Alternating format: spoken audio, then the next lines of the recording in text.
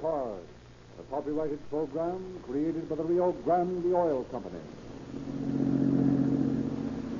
San Diego Police calling all cars. Attention all cars, broadcast 125. Regarding a dead body at the Holmes Hotel. That's all.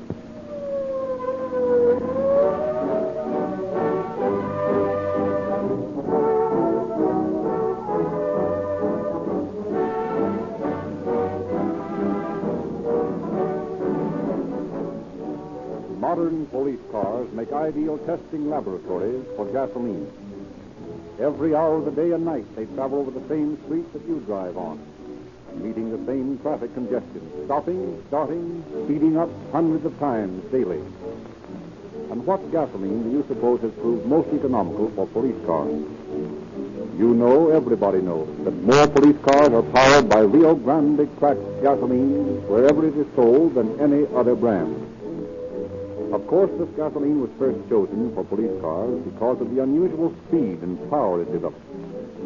But the very refining process that makes Rio Grande crack the more powerful gasoline also makes it more economical.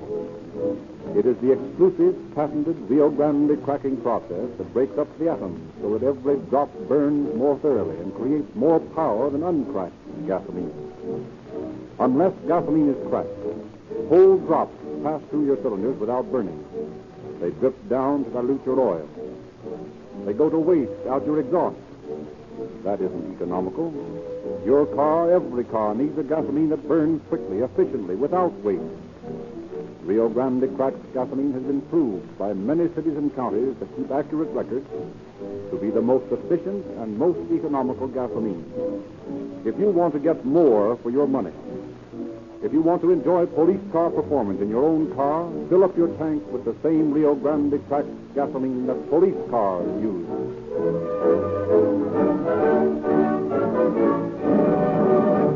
Now it is our pleasure to present Chief of Police George Sears of San Diego, California.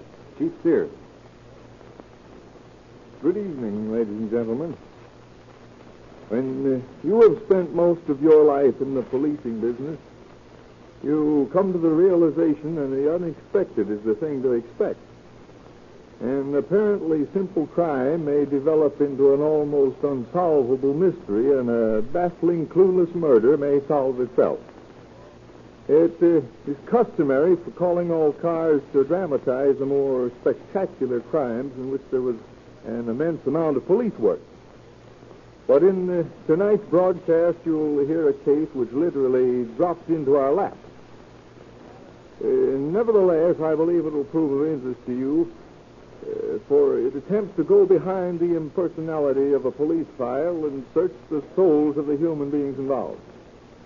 If you were to read the story in a book, you would say that the writer's imagination was getting away from him, and yet this is the way it happened, just as you will now hear now.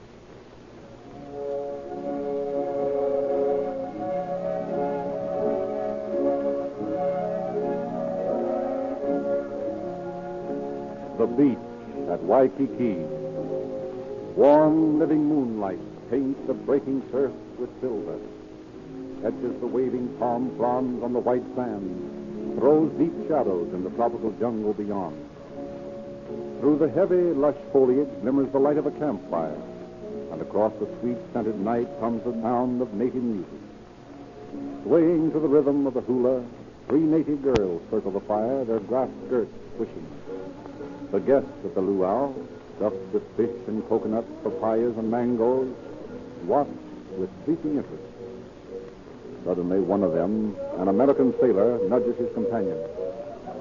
Hey, Henry, it's nearly 11 o'clock. We got to get going. Why, I'm having a good time. Yeah, but the last Liberty boat leaves at 11:30. What of it? Let it go. Now, listen, Hank, you can't afford to report late again. I'm having too good a time to worry about Uncle Sam's Navy. They'll get along without me until morning. Yeah, but your shore leaves up at midnight. Say, at midnight I'll just be starting. Give me another swig of that old Coolio. Ah, look, you've had enough, Hank. You better come with me now. Ah, nuts, you make me sick, Red. Always spoiling the fun. I got a date. At least I think I have. A date? Who is? That little Kanaka on the right. Hey, sister, come over here a minute. Come on. Come on, I won't eat you. What do you want, huh? Listen, my partner here says I gotta go home at midnight. You're not going home at midnight, are you? Oh, no. I don't know time. Maybe you're late. Maybe you don't dance all the time. Maybe you take a walk with me. Maybe. Oh, but hey. Go on, scram back to the battle wagon. What's your name, sister? Because Maggie. Mine. That's a pretty name. What do you say you and I go?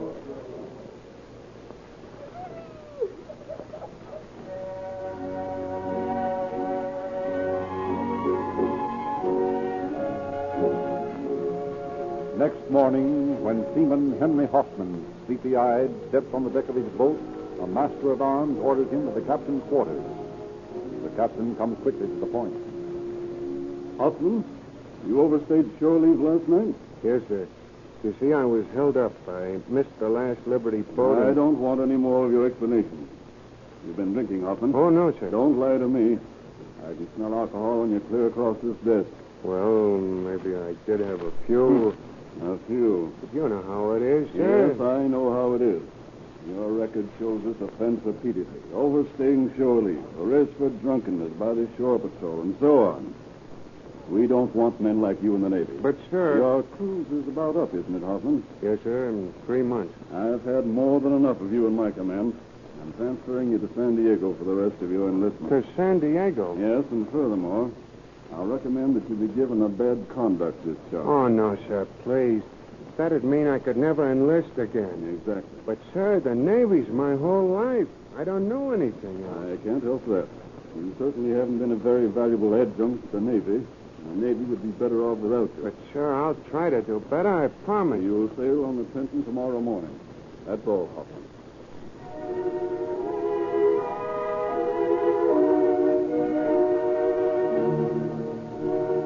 So Seaman Hoffman goes home in disgrace, back to San Diego to serve out the rest of his enlistment, and then leave the Navy forever. Brooding upon what he considers the injustice of his case, he calls upon his commanding officer in San Diego. I'd like to speak to you, sir, regarding my record. Yes, Hoffman.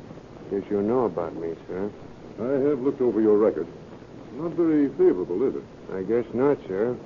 But I haven't been on report since I got here from the islands. No, Hoffman, that's right. You haven't. Well, sir, I'm doing my best to reform. That's commendable, Hoffman. I don't know what was the matter with me over there. My record was good before, but I couldn't keep in line in Hawaii. Too much coolie hour, eh? Not only that, but the whole atmosphere of the place. The laziness of it, the beauty.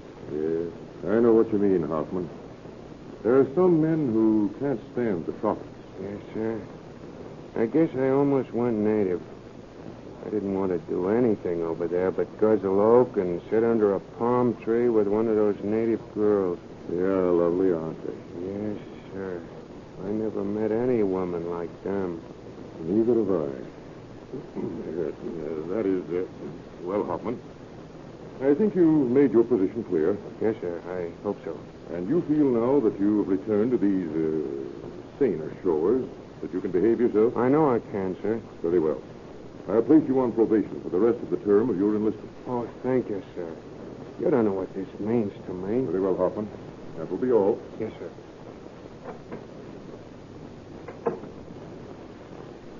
Hello there, Henry. Been in the old man's carpet again? Not me. I've been selling a bill of goods. What do you mean? I think I got it about set so I won't get a bad conduct. Yeah? How? The old man's going to put me on probation until my hitch is up. Make a willy boy out of you, huh? Well, it's worth it if I can ship over again. Why the devil do you want to join up again? I think one hitch in this man's Navy'd be enough for anybody. Not for me, Ed. I love it. It's got meaning. When you're a gob, you're following tradition.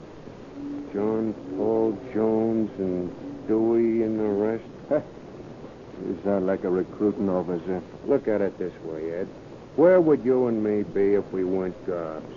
Jerking sodas or working in a garage somewhere. A fine life for a guy. And instead, Here we are doing a man's job. Defenders of Old Glory. And the banker's investments overseas. Ed, don't say that. That sounds revolutionary. Revolutionary, my eye. I'm in the Navy because it's better than being on relief. And if you told the truth, that's why you're here. Oh, no. Oh, it's more than that. Look out there at that line of battle wagons with the smoke pouring out of the stacks. The sun sinking behind them. Boy, that's beauty.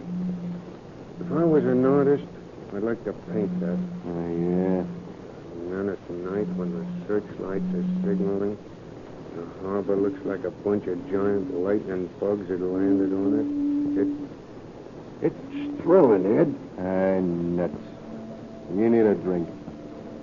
Come on, let's go ashore. Not me, Ed. I'm on probation. I ain't gonna touch a drop. I got too much at stake. Too much at stake. $54 a month and a kick in the pants. So long, Stap.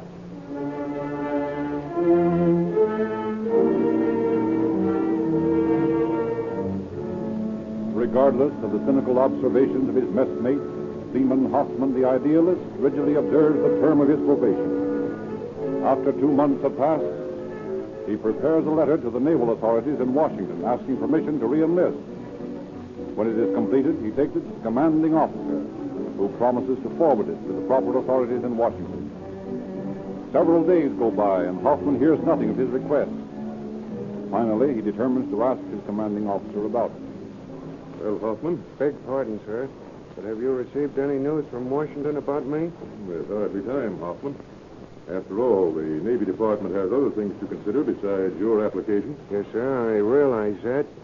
But I hope maybe you had some news for me. I'll let you know when I have. Yes, sir, but could you tell me, sir, have you any idea? Yes, I have an idea. I have an idea it will be bad news. Bad news? Yes. The board over at the training station read your application and forwarded it to Washington. But with it, they sent a recommendation that you be refused permission to re-enlist. But, sir, my probation, I've proven that I'm a good sailor. Apparently, the officers do not feel that 2 months of exemplary behavior can overcome a year of bad conduct. I'm afraid there's not much chance for you, Hoffman. If you ask me, that's a fine way to treat a guy. I didn't ask you, Hoffman. That will be all. Yes, sir.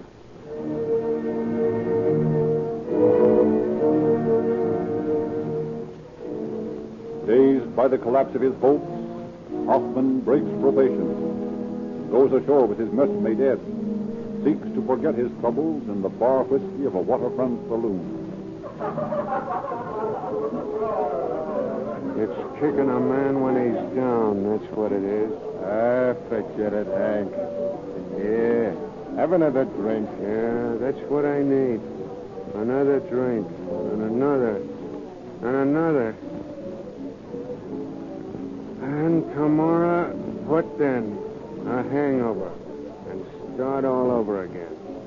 What's the use, Ed? What's the use? The joy of living and all that junk you've been talking about. The glory of Uncle Sam's Navy. Yeah, I was on a bum course with that stuff, I can tell you. Ed, didn't you ever think, what's the use? Didn't you ever wonder why you was living and why you should go on living? Hey, what are you talking about? I mean, what's the use of living? You sound like a schoolboy in love. Hey, ain't thinking of bumping yourself off, are you? I'm not sure, Ed. I'm not sure. Go ahead. Go ahead. The world will still go round without you in it. And the U.S. Navy will still get along without you in it. That's just it, Ed. You're right. Sure I am. Trouble with you, Hank. You take life too seriously. Yeah. You're right again, Ed. Pour me another drink, will you? Sure.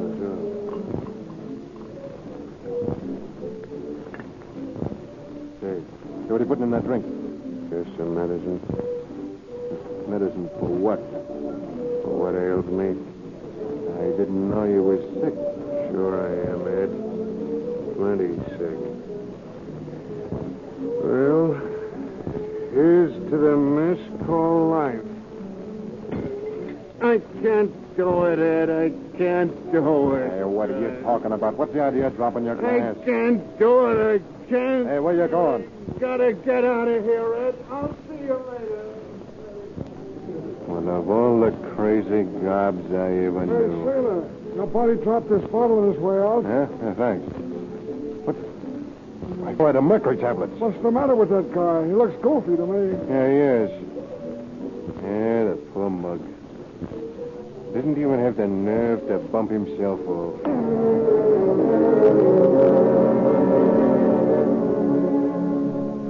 Hello, sailor. Hello. It's nice out here in the park on a hot night, isn't it? Yeah. What's the trouble? You look down in the dumps. Maybe I am. Mind if I sit down for a while? I feel sort of low, too. What's the matter with you? Oh, nothing much. Just blue. Got no family, no job. You're lucky. What do you mean? And you haven't got any job to lose. It's a funny way to look at it. Yeah, ain't it? You haven't got anything to live for? Why don't you commit suicide? I thought of that. I haven't got the nerve. Do you want to die? There ain't much use living these days, is there? No. Of course, you wouldn't know about that. Being in the Navy and getting your 3 square a day and all. Yeah, I got a cinch. Sure you have. That's what you think. Work like a slave, obey all the rules. The guys in the gold braid make up, and get it in the neck. That's a Navy for you. Some people are worse off. Sure they are. And a lot of people are better off. And where does that get you? I need a drink. I know a good speakeasy. I don't want to go where there's a lot of people. Well, how about you and me getting a room down at the Holmes Hotel and a bottle of liquor? That's more like it. Then we can get good and drunk. Swine drunk. Come on.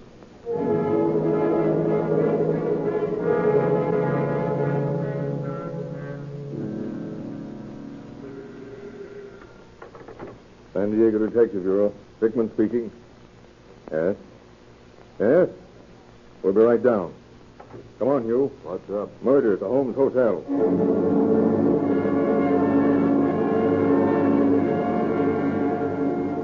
Right in here, officer. Nice-looking mess. That's just as I found him. I haven't touched a thing. Choked to death with that belt. And the wrist slashed with that broken whiskey bottle. The body's still warm, Ed. Loosen the belt around his neck. Maybe he's still alive. There. No, I'm afraid not. Heart stopped. Who is this man? I don't know. He registered here last night as a sailor. A sailor. What name does he give? Well, on the register it says Clark Gable and brother. Phony. Did you see the sailor leave the room? Yes, he left a few minutes ago. I wondered about the other one, so I knocked on the door a couple of times. Didn't get any answer. So finally I let myself into the passkey. And this is what I found. Were you on the desk when they registered last night? No. Who was? Bob Reynolds, my night clerk. Where is he now? Asleep. Wake him up. I want to talk to him. It'll be a hard job. He just went to sleep. I don't care about that. Wake him up. Yes, sir. And a couple of blocks away at the same time, a drunken sailor staggers into a little dry goods shop. Good morning, young man. Can I show you something? I don't want to buy anything. I want you to do me a favor. Yes. I just choked a man to death. Oh. I want you to call the police and tell them to come get me. Oh, you've been drinking, haven't you, my boy? What's that to you? And you're imagining things. Why, a nice young lad like you wouldn't choke anyone.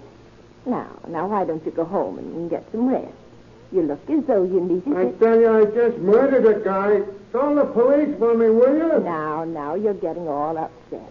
Please, take an old lady's advice and get some rest. Ah, nuts. Hey,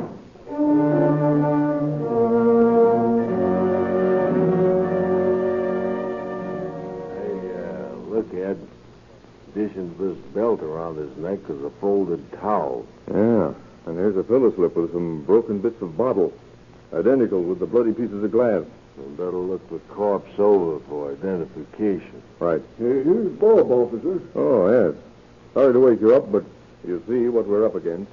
Gee, Now, I want you to tell me all you know about the two men who rented this room. Well, they came in about 1 a.m., this fella and a sailor. This fella registered, and the sailor paid for the room. Didn't you question them about the phony names? Why should I? So long as they pay for the room, I don't care what names they give. I see. Well, what happened after that? Well, I left the call for 6 o'clock and went up to the room. Did you waken them at 6 o'clock? Yeah, I knocked on the door, and there was no answer, so I went in and waked them. I left the light on and went out again. I was pretty drunk when I went in. I see. Did you notice the sailor leaving? No, I woke up the boss and then turned in. How about you? Did you see the sailor leave? Yes, I told you. I saw him leave about half an hour ago. And he can't be very far away. There's a key from the Gold Coast Hotel in this fellow's pocket, Ed. The only thing I can find. Good. You better go over there and see if they can identify him. I'll call the coroner and have headquarters check on the Navy landing stages. This guy hasn't gone very far yet. Two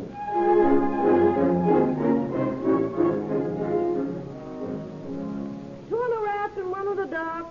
Two on the raft, one on the dock. Coming up. Oh, morning, big boy. Hello, Edna. What's the trouble with you? You look like the tail end of a bad night. Yeah. Will there be a cup of java? No. Edna, I want to borrow a nickel. You want to borrow a nickel? What for? I want to telephone the police. I just murdered a man. Say, what are you trying to do? Kid somebody? Won't anyone take me serious? I just murdered a man, I said. Choked him to death. Pulled a belt around his throat, cut his wrist with a broken bottle, killed him, do you understand? Murdered him. Hey, what's all the noise out here, Edna? Big hit boy here's been kicking the gong around, boss. Trying to tell me he just bumped a guy off. What? Listen, Edna, will you lend me a nickel? That's all I ask. Well, okay, sure, here it is. Thanks. Think I'm kidding, do you? Hello. Give me the police department, will you? Hey, what is this? The guy must be crazy or something. You really suppose he killed somebody? That's what he said, and he sure looks screwed. Hello, police station. Listen, I just killed a guy. Yeah, come and get me. I'm waiting for you down at Blackie's night spot on B Street.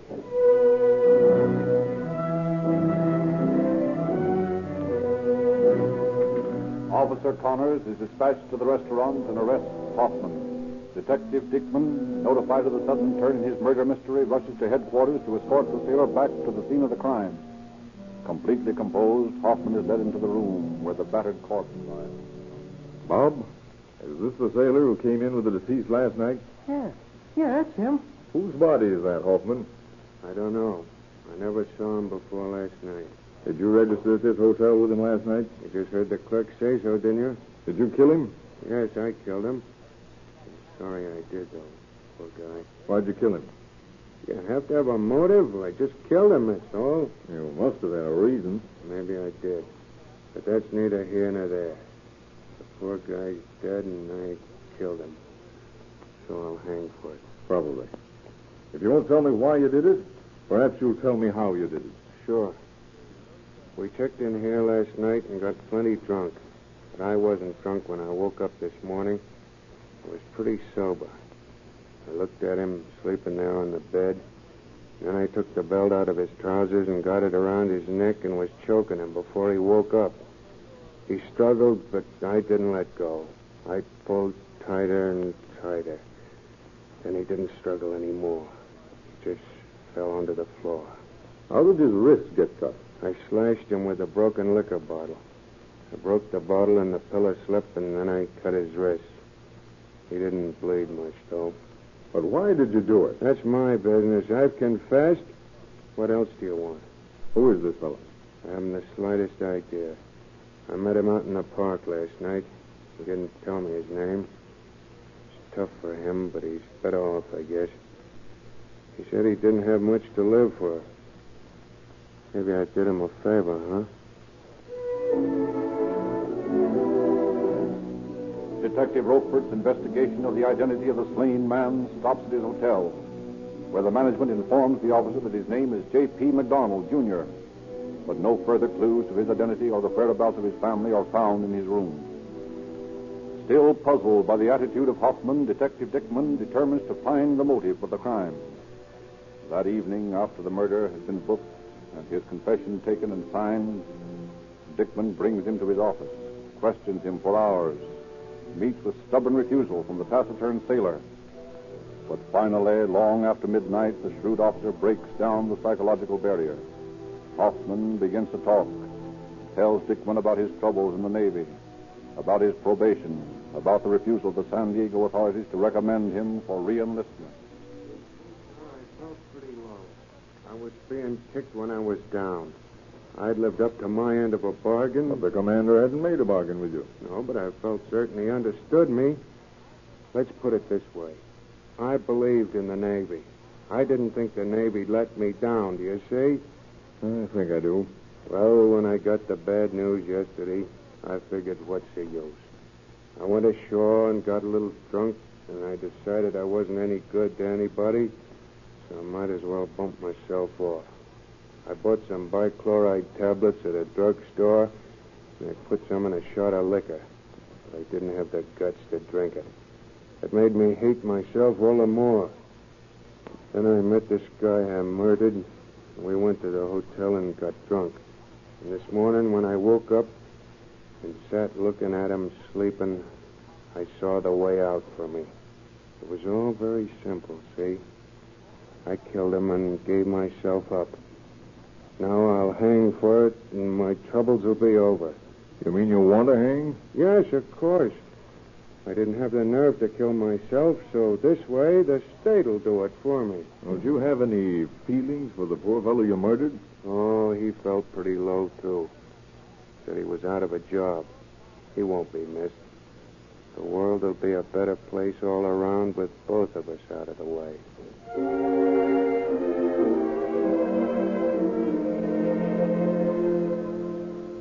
When Hoffman goes on trial, he is without counsel, and the court assigns a public defender to plead his case for him.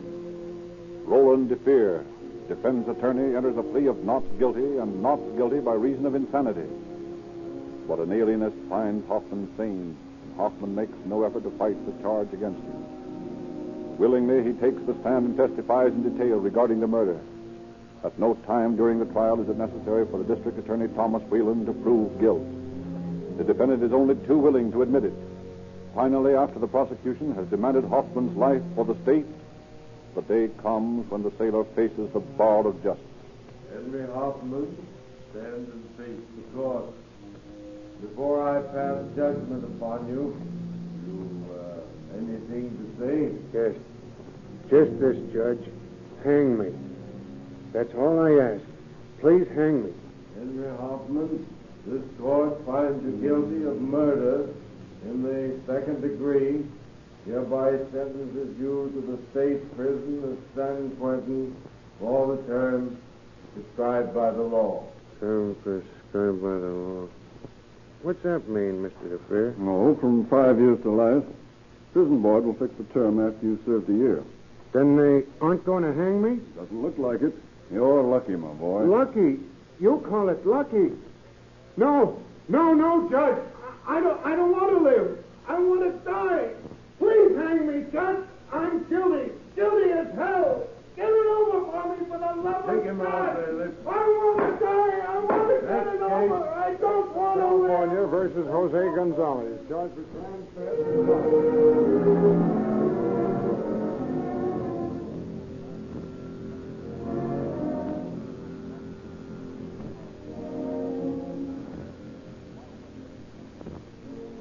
So Henry Hoffman, the man who wanted to hang, lost, and is today serving out his term in San Quentin Penitentiary. We never found out more about his unfortunate victim than his name, J.P. McDonald, Jr. If there's anyone within the sound of my voice who may have information regarding the relatives or friends of J.P. McDonald, Jr., I'd appreciate it if you'd inform the San Diego Police Department. Thank you, Chief Sears. Ladies and gentlemen, an illustrated story of the strange case you have just heard is printed in the latest issue of the Calling All Cars News. Ask any dealer, wherever Rio Grande cracked gasoline is sold, for your free copy of this unusual publication, and read more about tonight's sailor murder and other strange cases broadcast on this program. Illustrated in this free publication are 15 different free gifts for boys and girls: guns, microscopes, magic police pictures, complete junior detective and G-Man outfits, In the past 30 days, Rio Grande dealers have almost doubled their sales of Sinclair motor oil. Motorists have discovered that this concentrated, purified oil has exclusive advantages found in no other oil. Thousands of motorists have switched in just the past month to Sinclair motor oil and find their motors run more quietly, accelerate faster, and develop greater speed and power than ever before. That's because all the wax and jelly is extracted from Sinclair motor oils, so there's no drag to cut down power and speed. Because Sinclair motor oils are so pure, so concentrated, so free from filler, they flow smoothly in intense cold and never break down, even at top speeds when so many motor oils fail to give protection. Ask your Rio Grande cracked gasoline dealer about Sinclair motor oils, and you'll discover why so many motorists are changing to the finest motor oils made.